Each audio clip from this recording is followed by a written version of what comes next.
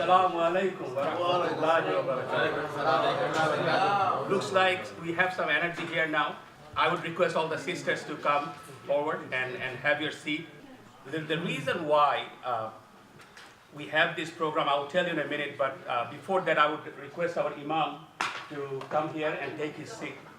It's not a grueling seat for Senate hearing or congressional hearing, Imam Sahib. This is something that you will talk from your experience and the Islamic perspective and Sunnah on the topic, and I will tell the background of it, why we have selected it. And I think the questions that are floating, please make sure if you have any questions, anonymous, the questions are filled in.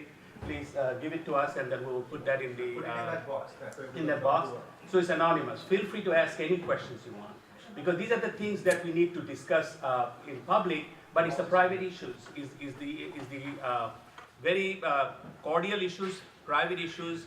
But we need to discuss sometimes to hear it out from the Islamic perspective. Let me tell you the reason why we picked up this topic. As you may know, that our Imam is registered, marriage registered in the county of Nassau, the state of New York, and he also, counsel people. And he was sharing an event with me without mentioning the name, and he was saying that a couple came, and he was so frustrated as a counselor to see that couple, how they were fighting in the public place. And there were inherent issues in that marital relationship, and he was trying to resolve it. And at that point, Imam and I, we were talking about that what can we do about it, how we can raise awareness in this society, how we can let people know about the Islamic perspectives, how our Prophet led his married life, how he treated his family, how he raised his children. All those things we want to talk about. And then eventually we have talked about it, we have dealt with it, we have done some research together, and finally we come up with some good slides for you, and then we wanted to discuss this. But before we start the program, I would like to ask Mr. Ryan Mumtaz to come and do a little recitation from the Holy Quran. Assalamu alaikum wa rahmatullahi wa barakatuh. My name is Ryan Mumtaz, and inshallah I will be reciting Surah Al-Tin. A'udhu billahi minash shaytanir rajim. Bismillahir rahmanir rahim. Wat-tini waz-zaytuni wa turi sinin wa hadhal baladil amin. Laqad khalaqnal insana fi ahsani taqwim. Thumma 'radadnahu asfala safilin. Illa alladhina amanu wa 'amilus salihati falahum ajrun ghayru mamnun. Fama yukazzibuka ba'du bid-din. Alaysa Allahu bi ahkamil hakimin. Sadaqallahul azim. We are living in a great country. This country is giving us a lot of things, the opportunity to grow and all these things. But the social fabrics of this country is slowly deteriorating in many ways. The definition of family is changing, and sometimes it is legally done, which is completely opposite of the Islamic perspective. Secondly, the dysfunctional families are growing in numbers. And we would like to see what the dysfunctional families are, and how we can save our home and bring the Islamic teachings from Quran and Sunnah. We're going to learn from that, from those two areas, but Imam will touch upon that. But I would like to show you some couple of slides about the statistics, which will create a nice platform for us to discuss this issue, which is very important. Home, sweet home, how we can manage marriage, and how we can manage our relationship, and how we can raise children. Those three things are very important, but let's create the foundation of it. And I'm going to show you some slides here. This is the definition of dysfunctional family from the Wikipedia. One of the psychologists have defined that. And look at the definition. And all of you, I want you to look at this definition. A dysfunctional family is a family in which conflict, misbehavior, and often child neglect or abuse on the part of individual parents and occur continually and regularly, leading other members to accommodate such actions. Children sometimes grow up in such families with the understanding that such an arrangement is normal. Dysfunctional families are primarily a result of two adults, one typically overtly abusive and the other is codependent. Dysfunctional parents may emulate or overcorrect from their own dysfunctional parents. In some cases, the dominant parent will abuse or neglect his or her children, and the other parent will not object, leading the children to believe they deserve this. And I'm going to show you a video. Take a look at the video.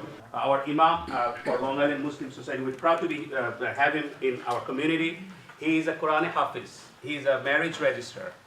And on top of that, he is a Mufti plus, the biggest Porichoy, I would say. We invited her here to make sure that he says everything right for us. We have a check and balance here. And the way we selected this speaker, I have to tell you guys something. We were thinking about who to bring, and then I saw Hafsa come out. She was just walking by as he was going to her class or something. I called Hafsa, I said, Hafsa, can you tell me one thing? Do you think that he can be a good speaker for this topic? And Hafsa showed me thumbs up, and I said, okay, you're hired. You're gonna speak on this topic, but we will have Bobby here who will check and balance on this issue. So without talking further, let me bring Imam, and we have some slides we'll go through, and we have some questions already gotten from different community members, and I have those questions here. So this is a town hall style meeting. It's not a regular speak or anything. He is gonna just talk on the basis of the questions we got. Now, one of the things that I did is I didn't really share in details with him, just light touch, so he's not embarrassed. So he knows what he's gonna be talking about, but it's basically based on the questions we received. So let's hear from Imam Ahmadullah Kamal. So, that's the reason why we chose him to speak on this topic. So Imam, the first question, how do you define home sweet home? Well, you have a successful father of 7 children and a happy face, and always wearing perfume, different kinds of perfume. And he taught me how to wear them in one day each, different types. So guess what? I bought 7 of them. Yeah. So let me hear from him. Home sweet home, how do you define it? Allah subhanahu wa ta'ala's special blessing, and Allah subhanahu wa ta'ala gave us opportunity in the weekend, Sunday morning, rain, and after all we came here. That means Allah subhanahu wa ta'ala has chosen us, and at the same time, special thanks LIMS committee, they arrange this kind of program. Also Brother Ahmed Hussain, special thanks. And you can see I recited the ayat of Surah An-Nisa. Before that, I want to share with you the story of Adam alayhi salatu wasalam. When Allah subhanahu wa ta'ala has created him, he was alone. Allah said, you stay in Jannah. And you can see whenever we get something special, we always try to share with someone. Adam ﷺ, when he was in Jannah, he was looking here and there. Where's my partner? Allah subhanahu wa ta'ala knows his inside situation. Then Allah has created Hawa ﷺ from him. Then you can see this system Allah subhanahu wa ta'ala gave us. Allah has created other creation. And whenever they want to fulfill their desire, they can. But for human being, they have restriction. And Allah subhanahu wa ta'ala said, if you want to fulfill your desire, there is a procedure. This is called nikah, the marriage. And it's not only in Islam, any religion you choose, you can see they have system. And if anyone just cross and deny the nikah and fulfilling their desire, Allah subhanahu wa ta'ala says, فَمَنِ بَتَغَى وَرَاءَ ذَلِكَ فَأُولَٰئِكَ هُمُ الْعَادُونَ. They are zalim. They are making zulm. So you can see Allah subhanahu wa ta'ala gave us this system. And this is the ibadat. And Rasul sallallahu alayhi wa sallam said, An-nikah nisful iman. Nisful iman, half of faith. And Rest of the faith, do other activities. Because if you can save yourself from sin, that means you can save your iman by nikah. Jazakallah khair. Imam, we have a question here that came in from a sister, and she gave this question in a sense because she had a son to be married, and she's looking for a girl. And I have another parent, it's the same question. She is looking for her daughter, is getting older. She's 32 years old, the daughter, and she is very anxious to get her married to. And they asked a question to you, how do you find a good wife or a good husband? Is there any checklist? You can see how you search spouse, husband or wife. Rasul sallallahu alaihi wasallam said, 4 things you choose. Number 1, taqwa, righteous, pious, man or woman. That means husband or wife. Number 2, good family. Number 3, zinat, beauty. Number 4 is wealth. We are opposite. Number 1, my father-in-law, mashallah, very rich, and she is so cute. What is the number 4? The number 4 is wealth. Oh, well. So again, taqwa, good family, Beauty. then beauty, then wealth. We are opposite. Wealth, beauty, then good family. Taqwa is there, I'm happy. Taqwa is not there, I don't care. This is our, nowadays in our society, the big disease. Wealth. Today your father-in-law is very rich. Maybe tomorrow. Number 2 is, the beauty. If they diarrhea, doesn't be. Next day, your husband, mashallah, handsome, but he, I'm finished. Or your wife, here is black spot, finished. Then you can see good family. Rasul sallallahu alaihi wasallam gave status, the second status. And number 1 is taqwa. If the taqwa there, he or she is pious and righteous, then it is everlasting. Husband will care wife because he knows how to take care of my wife because it's amana from Allah subhanahu wa ta'ala. We just have a question text to me. We are living in a CNN age, brothers and sisters. The question just came to me, can women refuse offers of marriage against the wishes of her parents? Because she has choice, but sometimes nowadays you can see our children, they choose something which is not appropriate. Because parents, they have experience. So if they choose something, then you choose the least which Rasul sallallahu alaihi wasallam gave. And if you see, she's not righteous and pious. My husband is not righteous and pious. Why I will marry? Just few days ago, one couple came and parents said, we want to give our son, just imam, look for him, wife. It's okay. So I gave biota. Then immediately man denied. No, I spoke with her, but she is not a righteous person. It's okay. Then I will give another one. That means he is looking righteous woman. The another case, I gave man the hijab, the woman. No, I don't need this kind of hijabi lady. So both sides. So you can see this is our young people, their responsibility and their duty. Whenever parents are giving something, then you check, list which is Rasul sallallahu alaihi wasallam gave us. Which one I will give first priority? If I want to hold my family, then I have to follow Rasul sallallahu alaihi wasallam because Rasul never said anything from his own desire. Whatever Allah subhanahu wa ta'ala said, he just promised. Imam, there is another question which you touched upon is the parents' responsibility in a way, but the other part of the question that we have here is what are the perfect ages for a boy or a girl? Is there any specific age that, okay, I have to get married as soon as I hit 25 or something like that? There is, if you see in the Quran Hadith, there is no age limit. The limit is our situation.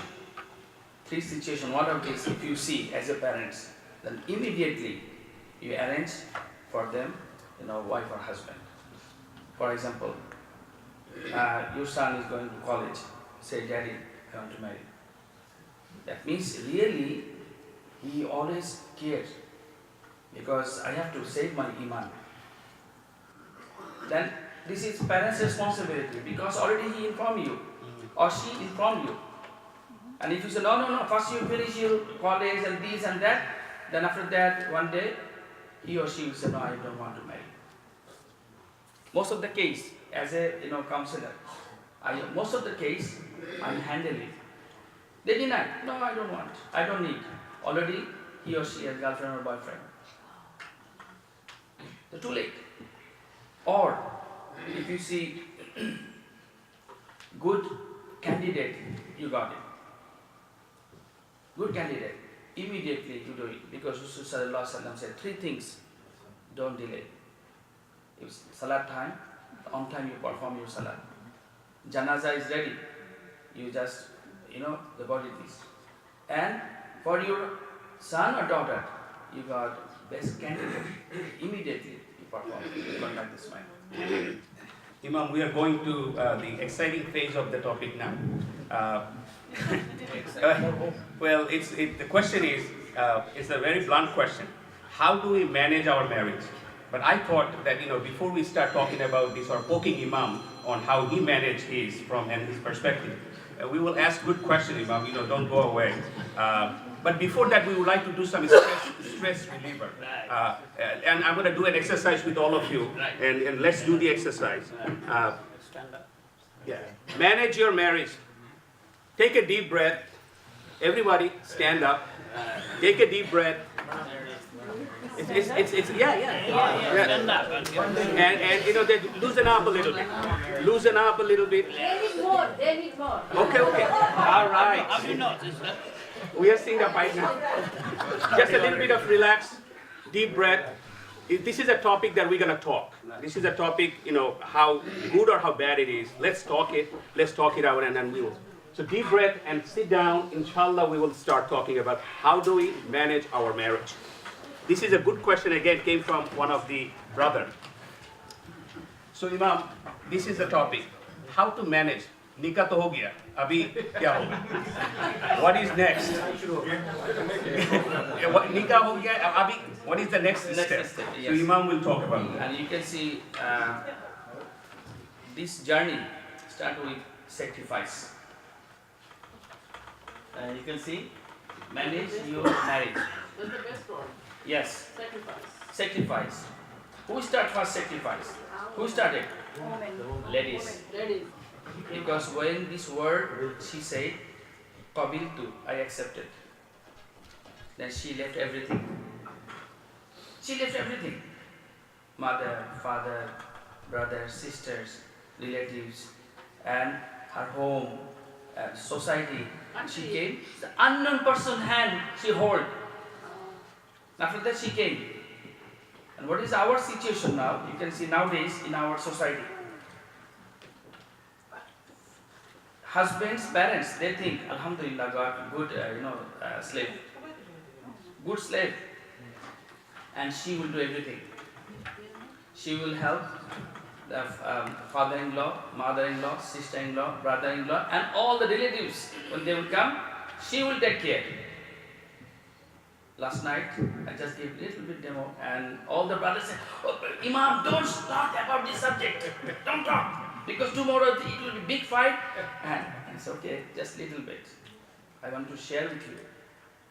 Now when you took her, your home, your responsibility. Number 1, food, who will prepare? Husband or wife? Husband. Husband. Jazakallah. You get 10 out of 10, sister. And I know as morning time I saw all the sisters came like, they are ready to fight. They're ready to fight. This is husband duty. Jazakallah khair. Another thing, you can see children. And you can see who will take care of children. This is husband's duty and responsibility. But you can see everything we give the wife. And at the same time, we are mentality, or we just show the attitude. I am doing a lot of ihsan on you. Kindness I am showing you. It's not right. One day, just story, after that, inshallah, second question. How we manage our marriage? By sacrifice both sides, husband and wife. Husband came to Imam and said, my wife totally, out of control. Is there any tabiz? Is there any tabiz? I can control her. The Imam said, yeah, this tabiz has a little bit, hard tabiz, and I need some special thing.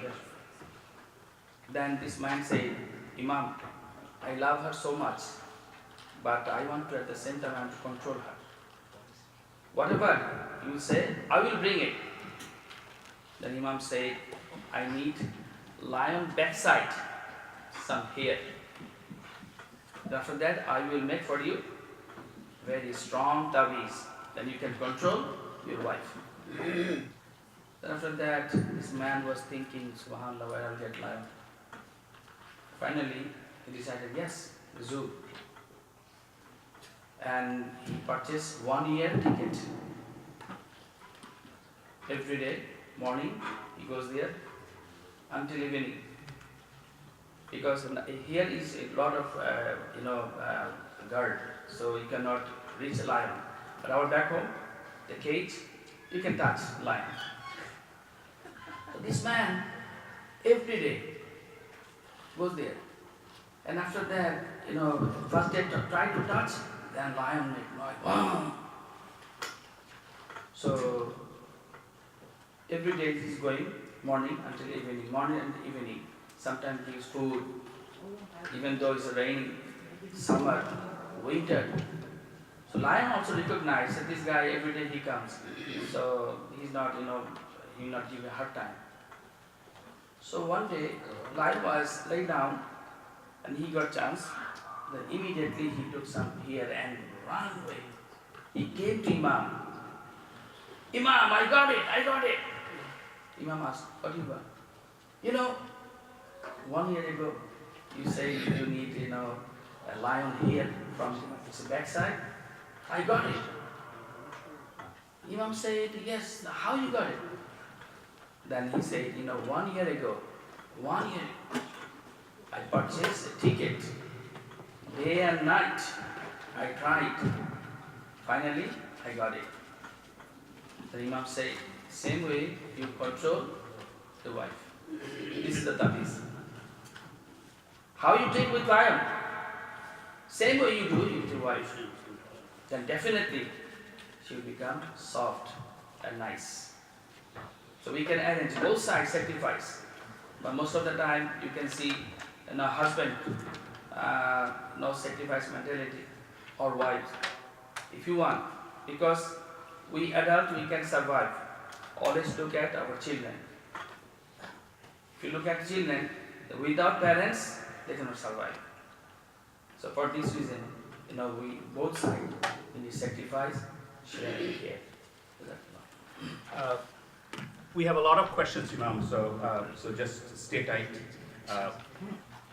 One of the things that we learn, even our normal life, if we want to enjoy a piece of samosa, we try to find the best sauce. If I want to have a kebab, you want to look for the best sauce. So the happy marriage is also something that everybody desires. None of us are here, I can speak for myself. None of us are perfect. We have so many flaws, but what we can do is we can strive to do better. How we can make it better. That's something we all can do. But none of us are perfect. I guess you are not perfect either. Yeah. So the example of our Prophet is the one that is the most perfect. So my question to you is from a community member.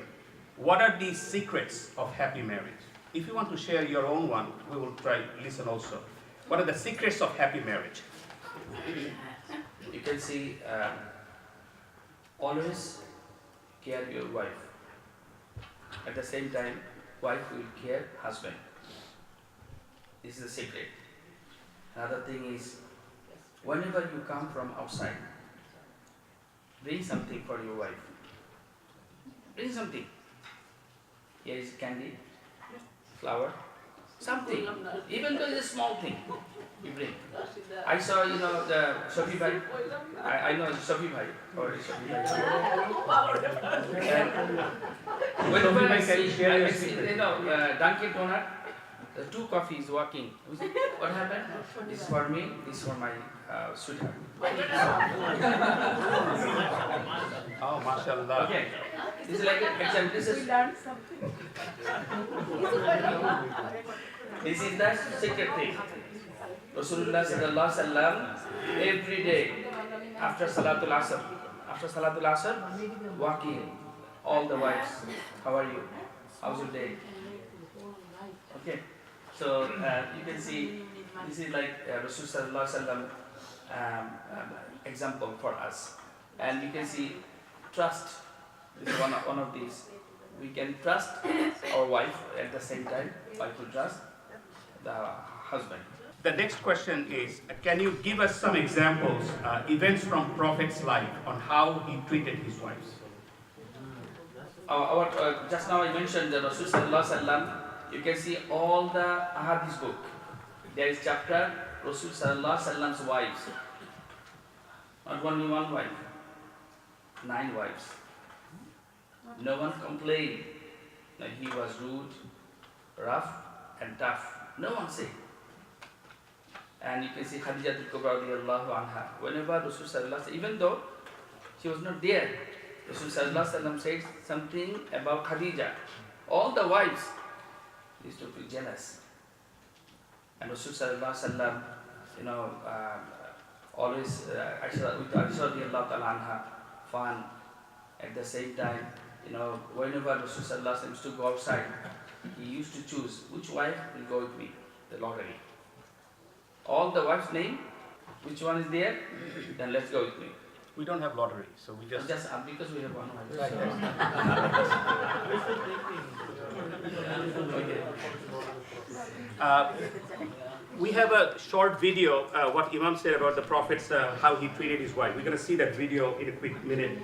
The next question, Imam, I have is some habits of happy couple. I mean, you can start with your own, some examples of happy couple. Like, what are the traits of happy couple? You have a big list, but you can see... But you didn't give all of them. You kept some secrets for yourself. The secret is always help her. This is a happy couple. Try to help, number 1. Number 2, the sacrifice. And Rasul sallallahu alaihi wasallam hadith, even though she is arguing against you, with you, and you are right. After all, you give up. Allah subhanahu wa ta'ala will give you the Jannah, the middle of the Jannah, Allah will give you bliss. If just you give up, it's okay, I don't want to argue with you. It's a secret thing. Whenever you see, he or she is very aggressive, trying to fight, okay, I give up. You are right. Happy? Go. And this is one of the secret thing. And I don't want to argue. And I would request you, the brothers and sisters, front of children, don't say anything to your wife or don't say anything to your husband. Front of children. Then children will think, I can abuse my parents. Just now, earlier we saw the video. You see, the daughter is saying non-stop, shut up, to parents. Then Islam never taught these things. We cannot say anything, to husband or wife in front of children. There are some points that we also raised. Just take a look at these brothers and sisters. These are 14 of them that we scoured through different sources and come up with you, and has finalized that. One of the things that you see on number 13 The Prophet Muhammad sallallahu alaihi wasallam said, I guarantee a house in Jannah for those who gives up arguing. Even he just mentioned this, even if he is in the right path, even if you're right, and for the sake of peace at home, you just stop arguing. So you go either upstairs or basement or go out, go to Costco, wherever you want to go, go somewhere. But you want to add anything? No, that's If you don't mind, mention about the number 6. That's very good. Number 6. Number 6, they are the comfort of each other's eyes, and those. There is an ayat here, رَبَّنَا هَبْ لَنَا مِنْ أَزْوَاجِنَا وَذُرِّيَّاتِنَا قُرَّةَ أَعْيُنٍ وَاجْعَلْنَا لِلْمُتَّقِينَ إِمَامًا. It's the comfort of your eyes. Suppose. So quite small, it might be helpful if you read them out. Oh, okay. They love each other for the sake of Allah's sake and accept by heart. They are grateful for each other, bring positivity to each other, no negative things, They communicate like a best friends, okay? They respect each other. They never lose focus of each other's primary needs. They are the comfort of each other's eyes. They make each other bloom. So you are trying to perfect your relationship. You are trying to give options to your better half to be better and kind to each other. They make time for each other no matter what. You don't say that I don't have time. You just make time for each other. Sometimes, we are all, engulfed with bad things. They fight the real enemies, ego, evil eye, and shaitan. They sense each other's stress. They protect each other. Allah subhanahu wa ta'ala says, they, your wives, are a clothing for you, and you too are a clothing for them. They allow private space to each other. Everybody needs private space. So she is not 24/7 for you. You are not 24/7 for her. So the private space should be there. The last one is to help each other. Doing the dishes is really a good thing. Chores and other things. A lot of things we can help each other. So these are the points. Sister, I think I covered. The next question, Imam, is I think you mentioned how can you avoid argument and bring peace at home. So I know you said about the argument, but can you talk about how to bring peace? Is there any little thing that, how to bring peace at home? Before that, at the end of the story, small story, one day a lady came and said, whenever my husband comes from job, he starts, arguing and fight. Is there a taviz? I can use it. The Imam said, yeah, I have taviz. But, then immediately Imam wrote taviz and said, take this taviz and put, whenever he will come, he will enter your house, then immediately put in between two teeth and hold it. And say, okay. So whenever husband comes, then immediately just put it. After 1 week, she came to Imam and said, Subhanallah, Imam, your taviz is very powerful. Now, he doesn't talk with me. He doesn't talk with me. And it was worship. It's okay, alhamdulillah. Imam said, actually, the problem is in your tongue. I just hold it.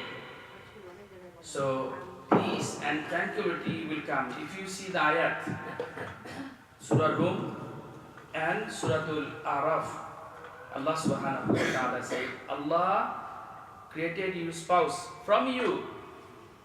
Why? Litaskunu ilayha. Where's the sakina? Special Allah's mercy. Summa anzalallahu sakinatahu ala rasuli. Allah subhanahu wa ta'ala mentioned about this word, sakina. A special mercy Allah will give you. Where? Your home. You have good relationship with your wife and with your husband. If you don't, you don't maintain what Allah and His Messenger sallallahu alaihi wasallam said, then your house will become the hell. One day, one brother came in this masjid and said, we talked about Jannah. Then suddenly he said, Imam, when we will go to Jannah, my wife also will go to Jannah with me. Yes? Oh, Imam, I don't need Jannah. Again, the Jannah will become hellfire for me. We have a topic on that. We're going to save this for the last. We have a segment on this, Imam Shah. Just hold your spirit for that for now. I know what you want. So, all right. Let's talk to about another item. is, I think is the next. Let's see. The true happy Muslim couples engage in winning Allah's pleasure together whenever and in any way they can. They glorify Allah subhanahu wa ta'ala together in the quiet hours of Fajr. They thank Allah subhanahu wa ta'ala in Tahajjud together. They make it a point to read a minimum amount of Quran every day. They do regular or even random acts of kindness and charity, and they maintain loving and happy ties with each other's families. Meaning that sasural ke saath, with the in-laws, you have to maintain a good relationship. So this is something. Another thing is, before you start another question, always I share with my brothers and sisters, 2 things you do at home. No matter what, if you cannot come to masjid, you perform your salat at home with Jamaat. You leave salat, your wife, you're behind. Okay, if sometime you can say, okay, you go back, not that way, you're behind. Together, you perform salat. If your children there, then call them, come, we will make salat together. Then Allah subhanahu wa ta'ala will give us love and affection, number 1. Number 2, eat together. And if your children there, or they are coming late, okay, we'll wait for them. Separate, don't eat. You can see how many times we eat together every day nowadays. 0. Breakfast is impossible. Lunch is impossible. 50-50 possible. Okay, then you make, as a husband, 100%. I will come early home because I want to eat together with my children. So when you eat together, this time you can see, you can share the whole day how your son or your daughter, your wife spend their time. They will share with you. Thank you, Imam Sahib. There is another question from the audience today. What is the definition of a good wife and the definition of a good husband? Subhanallah. Definition is good wife and good husband. Allah subhanahu wa ta'ala, Allah and His Messenger sallallahu alaihi wasallam said, beginning you start. When you choose your wife, first time you choose. When you got married, because you want to fulfill your desire, then you said, oh, my wife is not good, because you didn't choose good one. Don't put any blame. It was your responsibility. And other things, okay, it's too late. Imam, is there a solution? Yes, definitely. If you see, she has this quality. She can sacrifice. And she always help you. Then you can, this is the sign of good wife or good husband. Not like this day and night, the person is performing salat. It's not good husband, good wife. This is, the relationship at the same time, behaviors and manners. There is another question about helping each other. So this question comes today from the audience. I don't know if it is a sister or brother's question. Why does husband act like that he does not have anything to do at home? What Islam says about home chores and helping wife at home? Our Rasul sallallahu alaihi wasallam is our example. Rasul used to busy outside, maintain the country. At the same time, whenever Rasul sallallahu alaihi wasallam used to come home, ask, is there any work for me? I want to share with you. Please give me some. You can see how many times we ask our wife, is there any work? And if wife is saying, could you please put the garbage outside? I'm busy. Send someone. This is our mentality, which is not right. If when you come home, she is leader. Whatever she is saying, because Allah subhanahu wa ta'ala said, man is leader, ar-rijalu qawwamun 'ala an-nisa, meaning is man is khadim. When you come home, that means you are knocker. You work that way. Whatever she is saying, okay, I'm ready. A lot of shocking news. Imam Sahib, we are giving a lot of shocking news to a lot of people. Here is another question. The question is, there are 3 prongs of the question. The question is, does ethnicity matters in marriage, divorce, etc.? Is ethnicity matters in marriage and divorce? No, it's not. You can see Rasulullah sallallahu alaihi wasallam married And there is not all the Arabs. Outside Arab also, Rasulullah married. Oh, this is from Sylhet, so I want to marry the Sylhet lady. Or is it Kumilla, then Kumilla, Noakhali is Noakhali, or the Pakistani or the Indian. No. Rasulullah gave us the list. What is the list? If she is righteous and pious, or he is righteous and pious, marry. Even though this person is poor, you can see you will get peace and tranquility in your family if he or she is righteous. There is another question I would like to bring up, Imam Sahib, and feel free to answer if you would like to. This question comes today. Please speak about the responsibility of husband to meet the intimate and sexual needs of their wife so that divorce is not the end result. SubhanAllah, our young children, they are looking, what?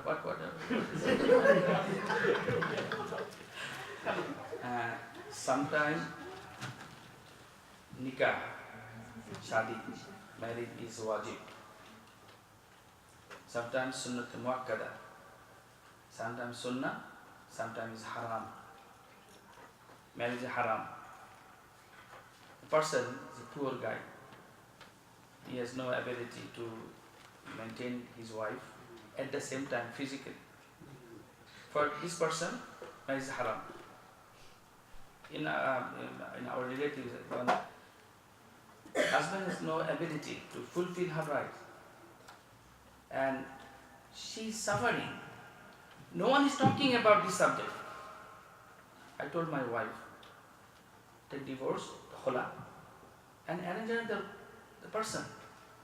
Why people this person is hanging with this person? It's not right.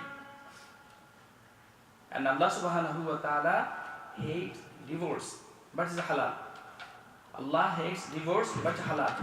But situation take person towards the divorce. And if you see, he is not fulfilling any rights, why she will be there? At the same time, wife is not fulfilling his rights, then why he will keep her? Allah and His Messenger sallallahu alaihi wasallam mentioned in the Holy Quran. Last night I said 4 surahs, and you can see one of the largest surah in the Holy Quran, named Suratul Nisa. Suratul Nisa. No surah name Suratul Rijal. You will not get any surah, it's Suratul Rijal, man. The woman surah. And Surah Baqarah. Surah Baqarah, Surah Nisa, Surah Tahrim, and Surah Talaq. Allah mentioned details how you deal with your wife and how you deal with your husband. Imam just mentioned the word, thank you Imam. The Imam mentioned the word dating. So we confirmed with him with the research and all this, the halal dating is okay. The question is what kind of halal dating we are talking about. You date with your wife, just go out, take out, right? And those are the things, can you spread a little bit on this? If you see without nikah, a person making dating, so definitely it's haram. What kind of sin? Muhammad, Allah subhanahu wa ta'ala said this is like zina. Okay. The same thing if a person after marriage, after nikah, they are doing outside, talking and sharing, and you can see same reward Allah will give. It's halal one. So but you can see, Sakina's mother with me, so she is available, so why I will go outside? I want to go with someone. No, Allah subhanahu wa ta'ala gave you. Allah decided he or she is your life partner. Allah decided. When? Before we born. Before Allah creates his servant, Allah decided the matching. Even though your husband is not that handsome, alhamdulillah, Allah gave me. Even though your wife is not that cute, no problem. Allah gave me. This is my life partner. If you think that way, inshallah, summa inshallah, you will get peace and tranquility. Imam Sahib, there is one more question here regarding the husband-wife relationship. This question came today. The question is it an obligation for all men to pay mahar, dowry, to their wives? You know what they meant. Some men do not. Please speak about this. SubhanAllah, if you don't, you didn't give your mahar, immediately you pay. If man died without giving the mahar. Day of judgment, he will stand in front of Allah subhanahu wa ta'ala as a zani. May Allah save us. And you can see sometime we write in front of Qazi, $100,000, write it. Qazi wrote. Then wife demands, where's my dowry? Every day and night I am feeding you. What do you think? Totally different things. One of the condition for nikah is dowry. But our back home is opposite. Our back home, opposite. Man will take dowry from wife. And whatever man is giving is written on there. But whatever a woman is giving is not written there. So my daughter-in-law's house, someone said, Hafsa's father didn't give anything. Because they came from Bangladesh. Oh, he didn't give anything for our son. Then I said, okay, I will give. But at the same time, I will write on the registration. What kind of things I give? First of all, it's not mandatory. This is, husband will give wife special gift. He is not purchasing anything. Special gift. And Allah subhanahu wa ta'ala's order.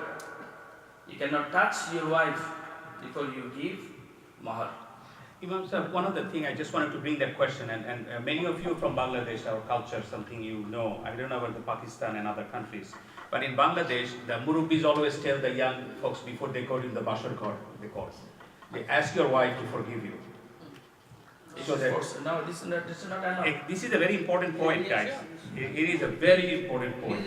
Whatever you wrote, yes, $100,000 I want to give the mahar to my wife, and you don't have ability, but installment, slowly you give. Whenever you give special thing, necklace, expensive shari or silver kameez or anything, then immediately you should tell your wife, because this is one of the mahar, the dowry, just to minus from my amount. One other point I would like to, this is my question, one other point I would like to clarify is, sometimes we see that in Bangladesh, the culture is like, they do the kabin, say 12 lakh, 50 lakhs taka. And then you say, okay, 25 lakhs taka for all the olunkars and everything that we're giving. Is that okay? This is okay. Because just few days ago, I arranged nikah. Then after that, how this person will pay. So whenever you are giving the gold jewelries, you can count it. You can count these jewelries as a mahar. And you give the ring, diamond ring, price is almost $5,000. You can count it. It's as a mahar. The next question is today's audience. And just one minute. Those brothers, they didn't give the mahar to your wife. And I will request you, you pay. And if you cannot pay, at least you say, I'm paying. I will pay your mahar. But don't force her by so many ways. No, forgive me. No, don't. And sisters, don't forgive. Don't forgive the mahar. What This is your right. about time limit? 25 years, 30 years? Whatever thing they gave, it is over now. They never say your mohar. Now, today start. What is the mohar? But whatever he promised he will give, then we have to take. Okay.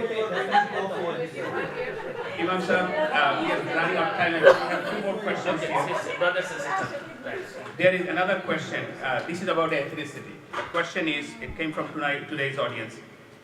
Wife is Christian, husband is Muslim. Sharia allowed that marriage. Yeah. Please, can you talk about the other one, which is the Muslim girl fell in love with a Christian man or a Jewish man? What is the tariqah to get them married? This is very nowadays very common in our society. You can see the Christian or other religion. Actually, Ahl Kitab means Jewish and Christian. Their women, Muslim man can marry. Allah subhanahu wa ta'ala said the ayat in Suratul Ma'idah. where Allah subhanahu wa ta'ala talks about the last ayat of the Holy Quran, Al-Yawma akmaltu lakum dinakum, same page, you can see. This is allowed, but big risk. What is the risk? When you get children go, which religion? Islam or Christianity or Judaism? But nowadays, ulama discourage, don't do this, even though this is halal for us. Number one.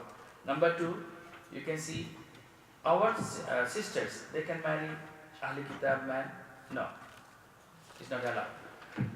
And this is not allowed in Islam. And if you see they want, our daughter, they are saying, oh, I want to marry this man. Then one condition, he has to accept Islam after that. Otherwise, no.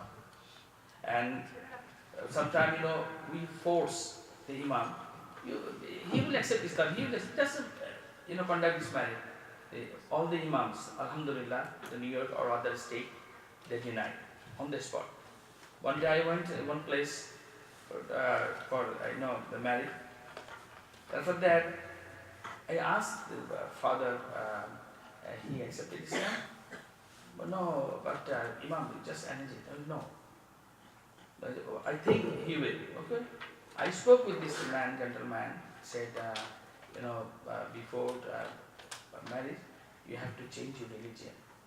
Immediately this person, no, why I will change my religion? I will not.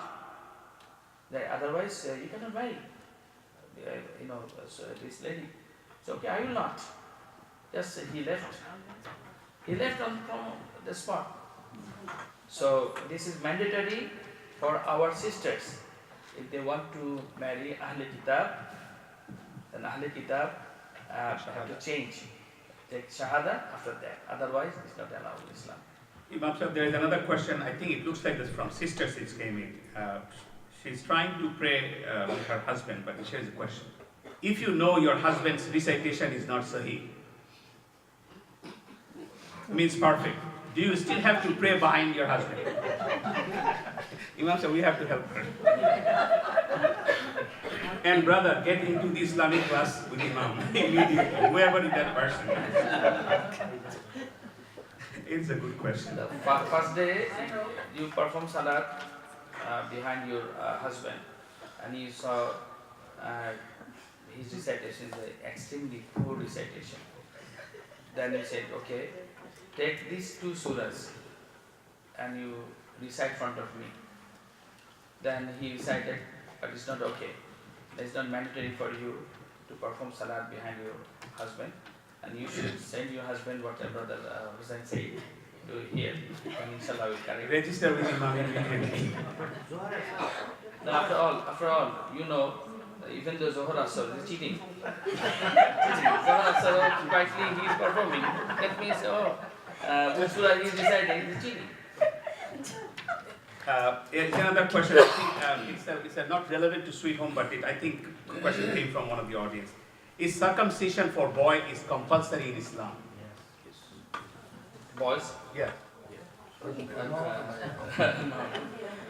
can see, say again the question? Is circumcision for boys? Oh, that is sunnah. It's a sunnah. But if they don't do it, is it haram? It's not haram, but It's here unhealthy. is unhealthy. Doctors are here. And you can see Allah subhanahu wa ta'ala said first, Ibrahim alayhi salatu wasalam. Before that, there is no khatna. Allah subhanahu wa ta'ala started the sunnah from Ibrahim alayhi salatu wasalam. After that, the sunnah of prophets. And this is kind of like wajib for a man. Okay. And after shahada, the adult, then it's okay. The khatna is wajib for him. No, it's too dangerous. Yeah. Okay. I don't have to go any further. It's going to be TMI. It's going to be TMI. It's got too much information. So we can do it in the room. No problem. Okay. And it is just because for one thing, and my father came in 1992 here for Tabligh Jamaat, and a lot of people accepted Islam. So my father came to Bangladesh and said, Alhamdulillah, a lot of people accepted Islam, they become Musliman. My mother changed a little bit, Akar, Jagat, Roshikar. My husband made a lot of Musliman.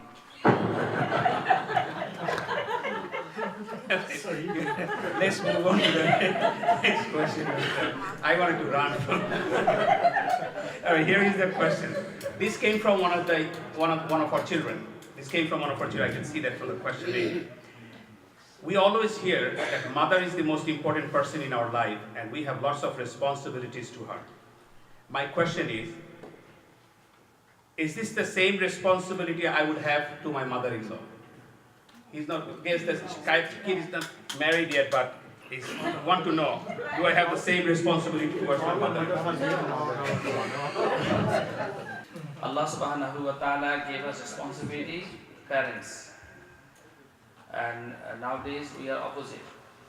When we talk with our mother-in-law, we ask, how are you? Kaise hai? That way we talk. But when we talk with our parents, a little bit rough, which is not right. Allah subhanahu wa ta'ala said in the Holy Quran, وَلَا تَقُلْ لَهُمَا أُفٍّ وَلَا تَنْهَرْهُمَا. Uff, don't say in front of them. Parents. And we call our father-in-law, mother-in-law, Abbu, Ammu. But when we call their own mother, Ma, that way we talk. Not right. In Islam, it's not mandatory to call your mother-in-law, father-in-law, father and mother. They are not your father and mother. And you can ask me, what your son-in-law call you? Sheikh. Not father, not mother. Sheikh. But who is not sheikh, what they call? Not this sheikh. I know. He means that if he's not sheikh like you, so what they should. They just call Mr. Rahman. Mr. Rahman, Mr. Rahman can call. Yeah. Allah. No way. This is culture. You know, the Hinduism, they created these things. We call our father-in-law, mother-in-law, father and mother. You don't have right to call someone as a father. So Imam, what do you call your father-in-law? Because If Bhabi here, we can find out the truth in a moment. you know, I got big trouble.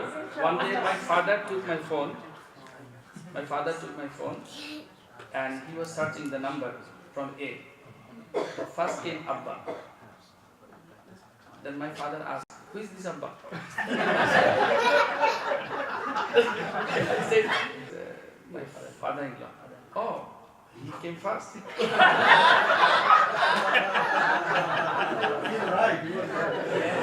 Because Abba then comes in the Abbu, alphabetically. So I said immediately, I erase this and Shoshur Abba, the last. Or give him a name with Z, letter Z. Give him a nickname with letter Z, so always on the bottom. Bhabi, please don't mind. Here is another question. After that. Here is another question we would like to have is with regard to domestic violence. What does Quran say about domestic violence? In you know, just if you can limit that to the Muslim home, we can talk You about. can see Allah subhanahu wa ta'ala said in Surah Nisa, one ayat, وَضْرِبُوهُنَّ. You can beat them. You can beat them. This ayat. One day a person came to masjid with Quran and said, Imam, look here. Allah said, beat them. Then I asked this person, who will explain this ayat? Who will? Our Nabi Sallallahu Alaihi Wasallam. He's our model. You can check any ahadith. Rasul's wives said, yes, he was rude, he used to beat us, he used to do this and that. You will not get any. And Rasul Sallallahu Alaihi Wasallam discouraged. How you can beat your wife at the same time, night time you are sleeping with her? So which is not right. You have problem, there is a solution. She's not obeying you. She's not listening. Okay, discuss with her mentor. Okay, she doesn't care. Discuss with her parents. Step by step. Then it's not work out. The final stage is, okay, because it not work out, the best thing is separate. The best. Last, but first day we beat, then after that divorce, which is not right. You know, sir, this is another topic that we have for the husband and wife, and then we're going to move into the how to raise children in a, to make it sweet home. We're going to talk about that later. But my question, it's an interesting part. When we make our home sweet home, and sometimes we make it too sweet, like, extra sugar, and then we dance around, and we're happy puppy, we always say, honey, I would like to see you in Jannah. And then your wife might say, no, not again. Not in next million years. And it's the same with the two husbands. She wants to see you, and you say no. We have a good time with 50 years celebration. Something. What's your take on this? But before you do that, do you want us to show the video first, or you want to talk first? You can just show. Okay, we have a video. Can someone turn the light off? It's Married in Jannah. It's an episode called Married in Jannah. Brother, sit tight, enjoy.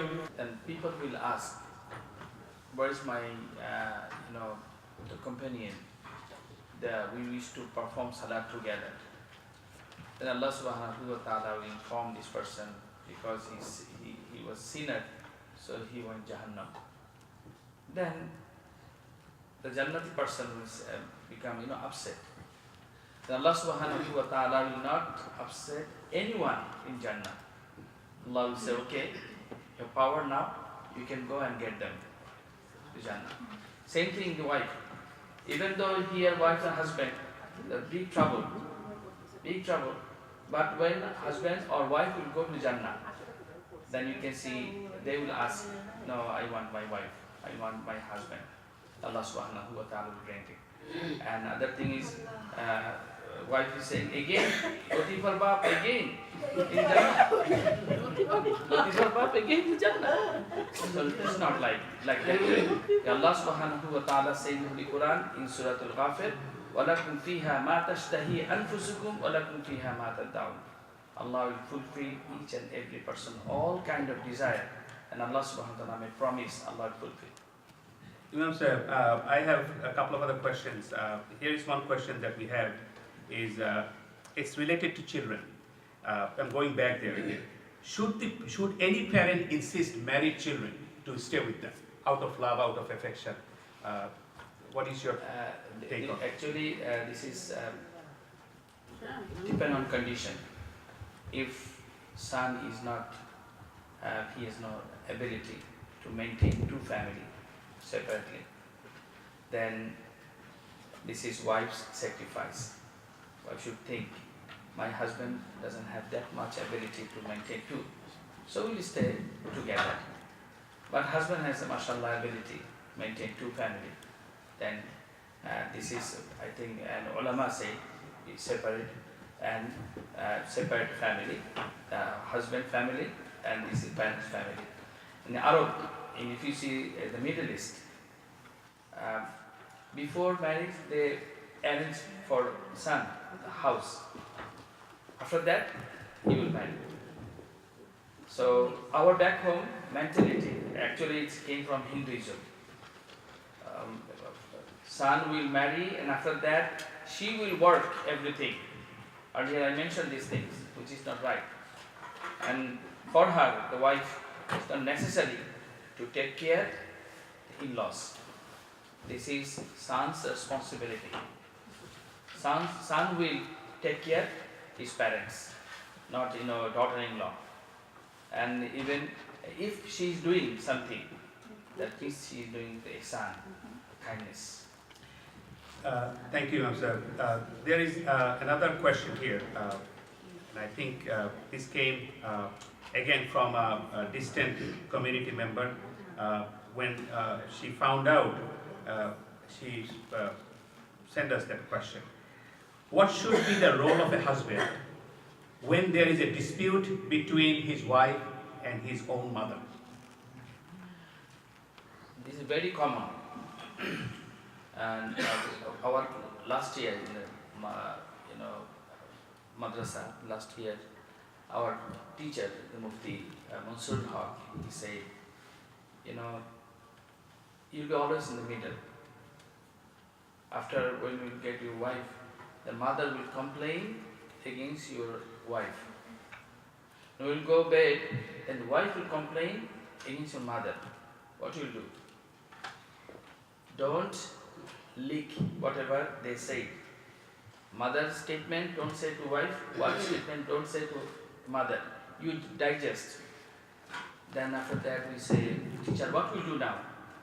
He said, run or go to jungle and scream. Ah! It will come out. It will come out. Release from yourself. Okay, don't keep it inside. You can see most of the men, they have heart disease, not women. Why not? Women already share with the husband. But man, the heart disease, because they always, digest and keeping inside. And anxiety, depression, and all kind of problems in there. I don't think your answer was very liked by that corner. I can see the face. No, sweeten it a little bit. Best thing is, don't share with mother's statement and wife's statement with both sides. Just you silent. If there is problem, always use hikmah, wisdom. Always use hikmah, wisdom, because you can divorce your wife, you cannot divorce your mother. You cannot divorce your mother. So without hikmah, if you do something, that means you get big accident. Either you have to leave your mother or your wife. Imam sir, this is my question. Now I'm tempted to ask this question. Even you know your mother, you love your mother very much, but even if you know your mother is wrong and wrongly accusing your innocent wife, in that case, what do you do? What I did in first day, first night. First night, okay, wife's in here. She's here. Okay, first night, you have to teach her, your family members' mentality, your mother, what kind of mentality, your father, what kind of mentality, your brother and sister, because she is an unknown person in this family. And what kind of things your mother loves, teach her. Sometimes you do and give credit to your wife. I used to work at home, all kind of work before marriage. Night time, all the dishes is washed or not, and kitchen, and my parents, moshari is tanano, and then water and everything. I used to take care. I said my wife, I will do, you be my behind. When my parents came, then you will just little bit front, and they will think you did. Nice secret tricks. Kind of cheating, but this is called hikmah. All right, with your hikmah, Imam Sahib, I have now the last question. You have given us so much hikmah, Imam Sahib. You have said to us, it is okay to make your wife happy, you can lie. And you mentioned about 3 instances, that in 3 instances you can lie. My question is, if we follow your instruction in toto, 24/7 we do this, we will soon forget to tell truth to them. So can you tell us about these 3 incidents where you can lie to make her happy? And what is that issue? I mean, what is this? You can see your wife came first day and she cooked. And this is not delicious like your mother cooked. But now you appreciate. MashaAllah. It's not your duty, after all you did for me. May Allah give you best reward. You appreciate, at the same time you say the good thing. And if you get hurt, any relatives, and then say,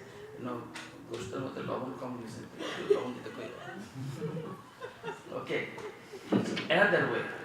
But in front of her, you always appreciate. Even though she is not that cute, but you praise. Today you, mashallah, looking so gorgeous. That way. This is not called lie. Then she will be happy. Okay. Then whenever you come, you can see your wife will put lipstick in front of you. Because you praise.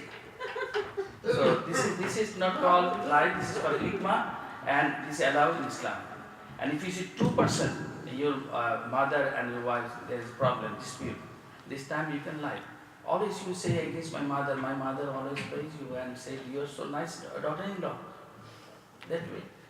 Is that okay for wife to tell sometimes lie?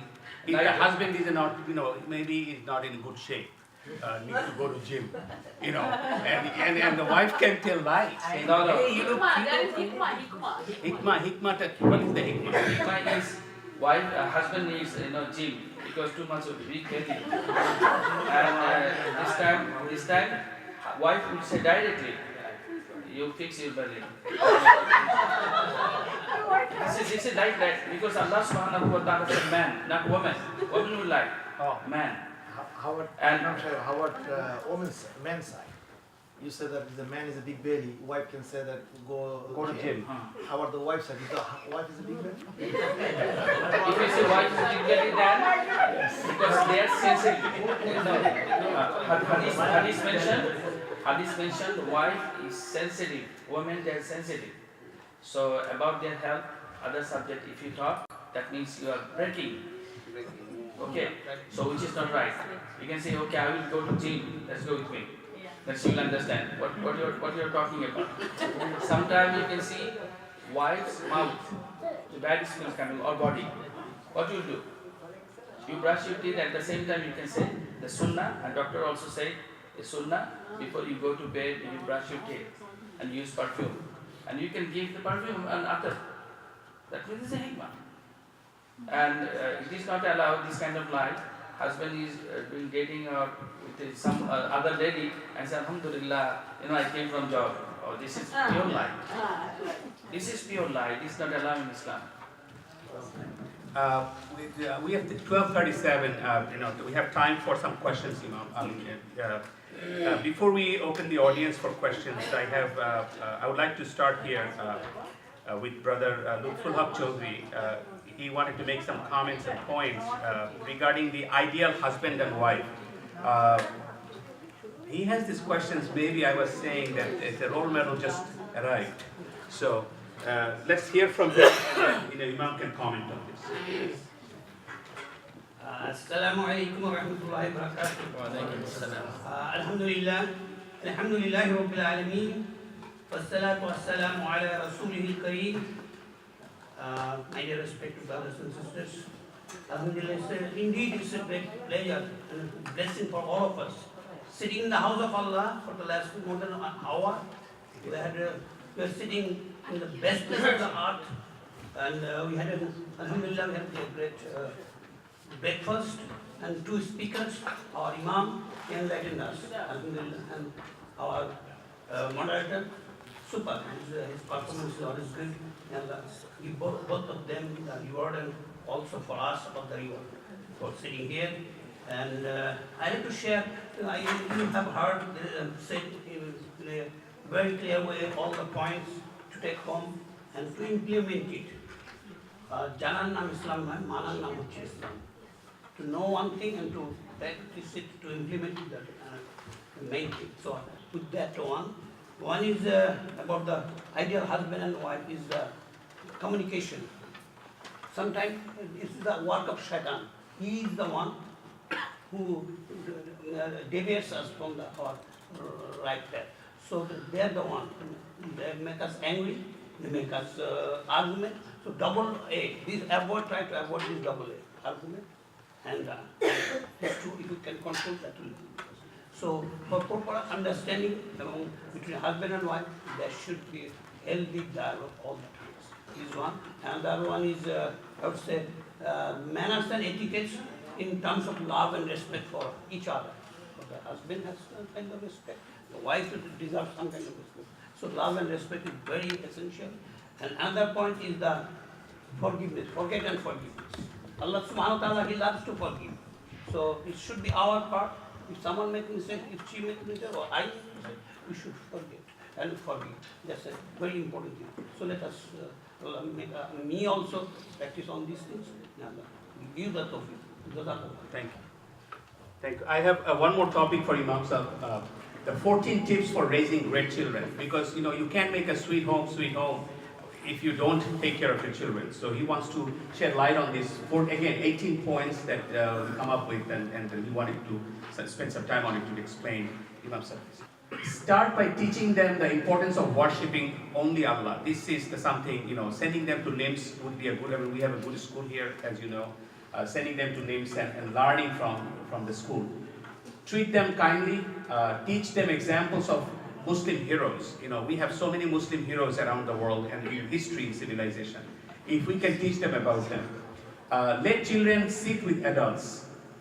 Sometimes we say, you know what, children, go to the basement, go another room.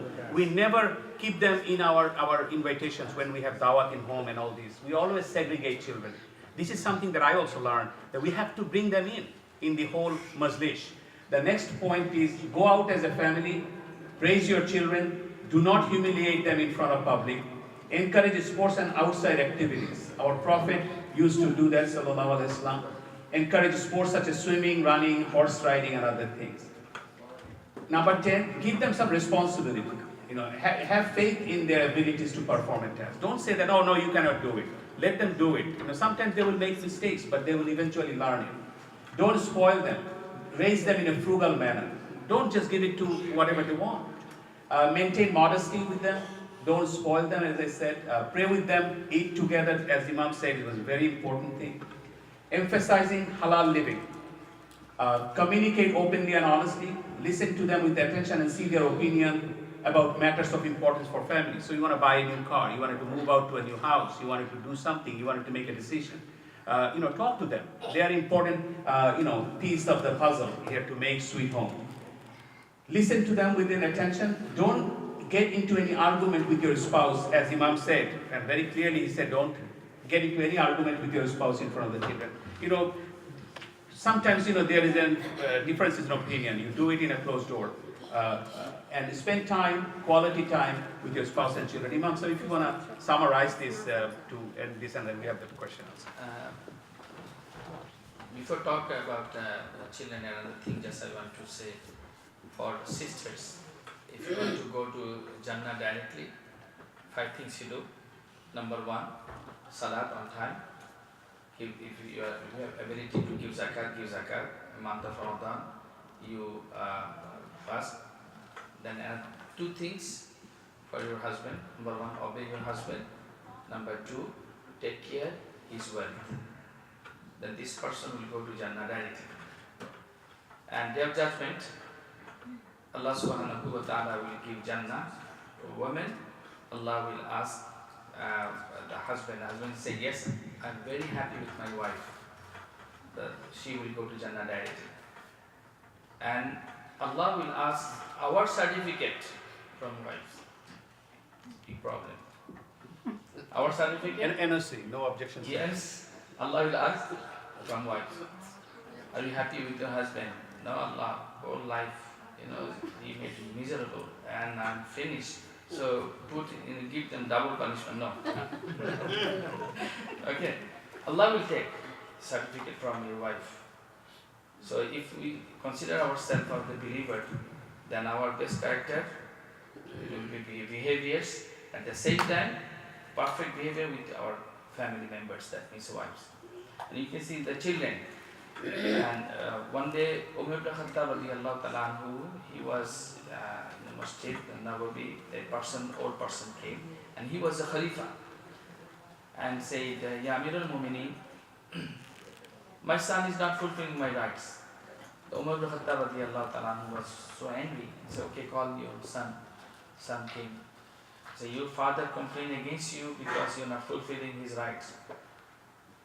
Then Umar ibn Khattab, this young man said, before you give verdict, I have a question about my rights. What is my rights for my parents? My rights.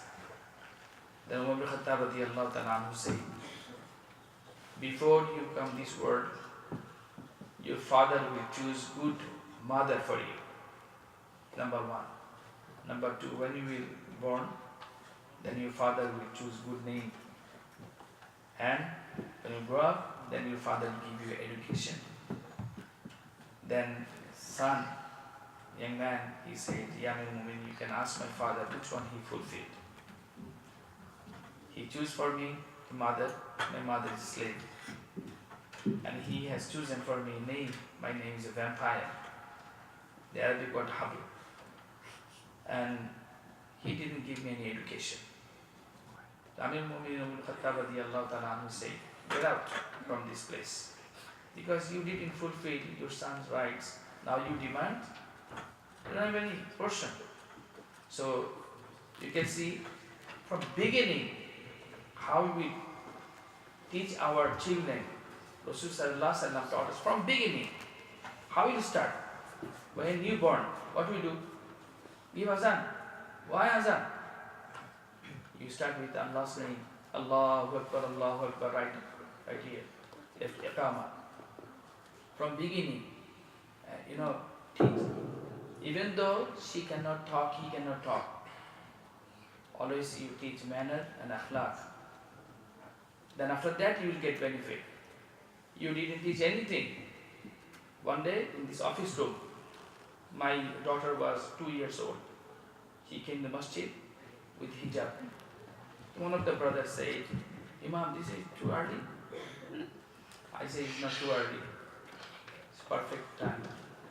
You can see, you daughters are here also. When she is outside, you cannot put hijab. Can you? No, it's very difficult. Rasulullah said, your children like, when they are young, like dough or mold. Which shape you want, you can make it. Which shape? That means, if they're bad, that means you didn't teach anything. This is not their fault. It's not their fault. So every step, if you see front of you, they're doing something. Immediately you fix it. Front of Rasulullah, young man, he came and he was trying to eat that way, by left hand. Rasulullah hold his hand and then Rasul addressed him. Ya ghulam, that means ya young man. Samillah, say Bismillah, wa khul bi yamini, and you eat by your right hand. And whatever front of you, you eat from there, not jump here and there. Sometimes you can see our kids, they're jumping, someone's house or public place. Parents are there. They are not saying anything. They think, these are American kids. They are not American kids. Today you are not controlling your children. Tomorrow your children will be burden for you. Then you will make dua. Oh Allah, take him from this world. You will make dua. I saw so many parents, they're making bad dua against their own children. When Allah's ghazab comes, then they cry. Why Allah took my son? Or why Allah took my daughter? Because you made dua. We have a shortage of time. We would like to do is a couple of questions from the audience. I'm going to go with the sisters first. Do you have any questions, sister? Anyone has any question? Please feel free to ask Imam Sahib since he's here. People, when we go to get together and we throw our kids with electronic gadget for 4 hours, and that is impacting their psychology and their behaviors based on that psychology. And based on the research, the child between the age of 3 and 7, they learn at the highest speed, and whatever they grab between 3 and 7, that's going to come after 20s. Definitely, yeah, because we are not giving time, and we just want to, save ourselves from children. The immediately brand new nowadays the new games we purchase from Best Buy and other store and give to children. And we think, Alhamdulillah, we are safe side. Actually, we are not safe side. Just now, brothers say they're very dangerous. And after a few years, you will get result. After a few years, you will get result. Yes. We have a few more questions and then we're going to end. Yes. Going back to some of the stuff that you said about culture. But thinking about, in Arabian countries, the culture is over there, it's a polygamous relationship. A man can marry, 3 wives and whatever not. You come to America or you go to Bangladesh, there is mostly, in Bangladesh, it's mostly one wife. Here, it is a law. It's unlawful to have more than one wife. There are other practices, you go to, Middle East, there are other practices that a lot of time in Bangladesh, I've seen, they do the same thing, but in Bangladesh, the Imam would say, if we do the same thing, Bangladesh, they would say it's Hinduism and all of that. So there is, there is a clear distinction, with the culture. I don't believe that, when people in Middle East accept Islam, they automatically change their culture, right? So in Bangladesh, why I would change my culture and why I have to listen that Imam would say this is Hinduism, and all of that. There is, we used to be Hindu in Bangladesh, let's face it. Now, if you talk about the marriage, because our culture is one wife, and Middle East they have more than one wife. So, and always the Middle East people they give reference to the Quran. Masna wa sudasa wa ruba, fa in khiftum alla ta'dilu fawahida. First one, Allah said this is optional for you. Just a few months ago, a message came from one of the imam from Middle East and said, brothers and sisters, you marry more because Syrian, lot of widows, Syrian. And same fatwa came in Bangladesh. The imam said, lot of Rohingyas, widows, they need help. So you can marry more than one wife. All the sisters say, these imams, they have no other work except this fatwa. Okay. So actually, Islam said, Masna wa Sudasa. If you say this ayat Allah was talking about orphan. And at the same time said, man, you can take care of them as a wife, 1, 2, 3, 4.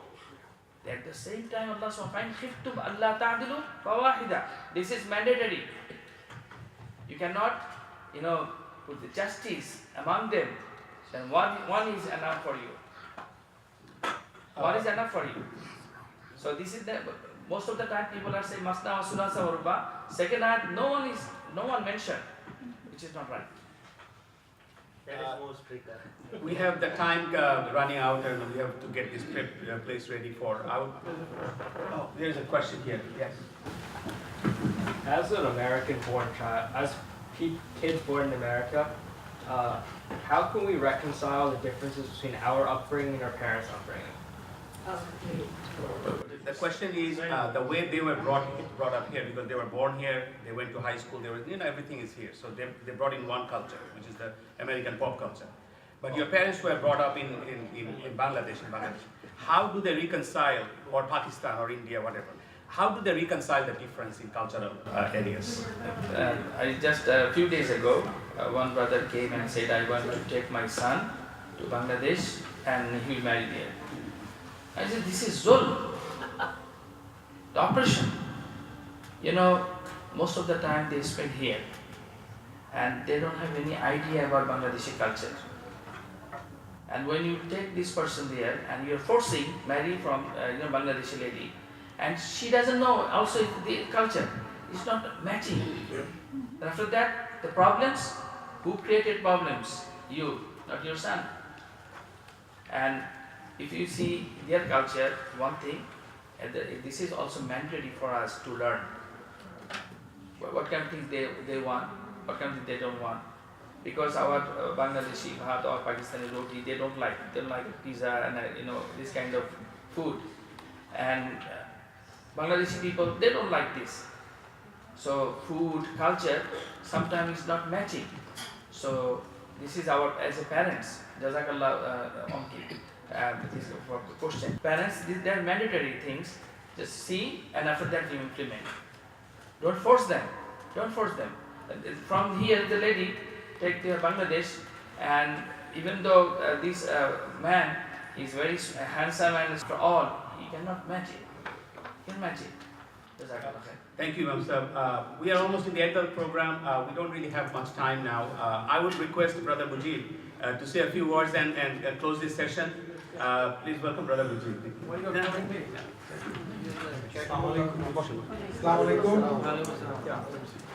One of his question, maybe I'm a very little learned man, I don't know much, but I think Islam is your answer. If you follow Islamic rules, so probably we can bridge the gap. And our Imam said that you take the girl to Bangladesh and forced marriage. One of the sects saw this poem and translated it. If you force your daughter to marry, as if you are forcing her to go to prostitution. You cannot. Because she is the final arbiter. She has to give the opinion, her opinion to marry. You cannot do that without your... So there is very noble. Whatever you said and Brother Kuban said, we learned a lot. But I'll say, request sister, don't take everything literally. We have to go home too. No way to go to breakfast. Okay. But thank you, Imam. Thank you, Brother Kukon, for such a informative program. We need more like that. And this is really timely because we are seeing things happening around. Children are going the wrong path. And like you said, if we don't teach from the very beginning, later we cannot. We can go to the counselor, we can go to anybody, it's not going to help. Because they grew up every day, they go to school, they spend most of their life outside. So you cannot force. But best thing is you talk to your children, you be their friend if you can, and try to explain to them what you are doing and what you want them to. Don't tell them to do. Just request them, maybe show an advice, discussions, be friendly. Because with my son, sometimes we have a heated discussion. But we like that because then we can explain why I'm saying something and why he thinks he should not do that way.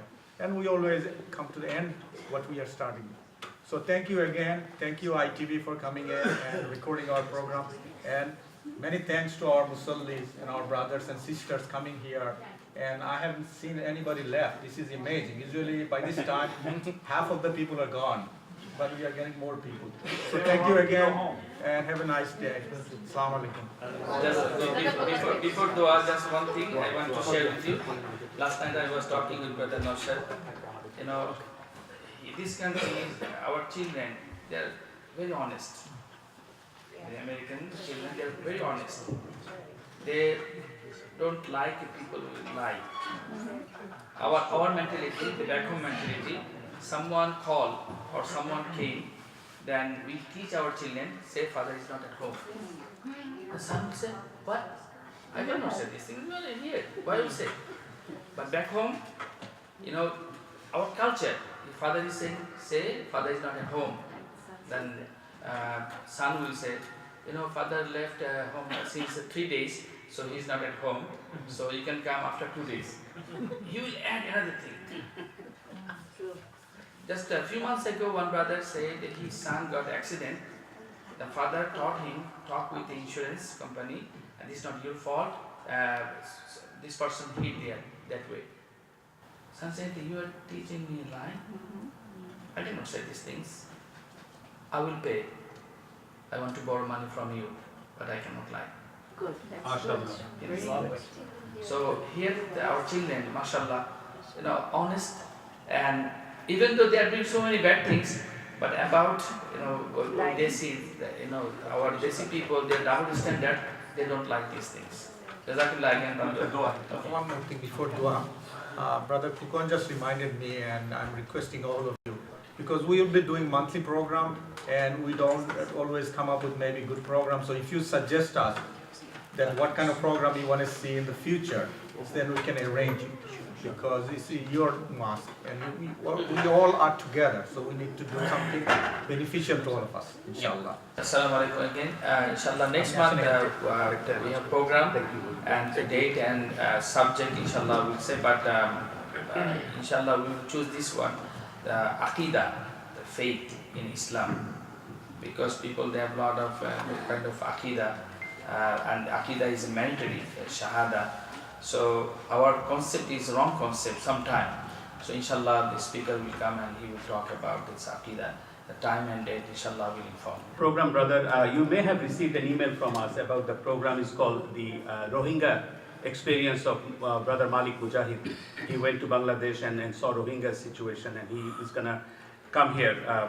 We initially thought we were going to do it on March 4th in the morning brunch, but we had an internal program at LIMS school, so there was a conflict. So we are changing the timing. So it probably will be on March 4th evening between 6 to 8, or March 3rd on Saturday between 6 to 8 p.m. and we will serve dinner. Notification again, so hold tight. As soon as we confirm the program with Brother Habib of ICLI, inshallah we will float it out. So he's coming to 3 mosques in Long Island. So LIMS is one of them. So inshallah, and as you know, Brother Malik Mujahid, I always say he could be a very good contender for a Peace Prize of Nobel Peace Prize. He's from Pakistan, he's a very good man, he's working hard, and he's going to come here, inshallah, to speak on this issue, Rohingya issue. So please do dua for us, and Imam Sahib will do a dua.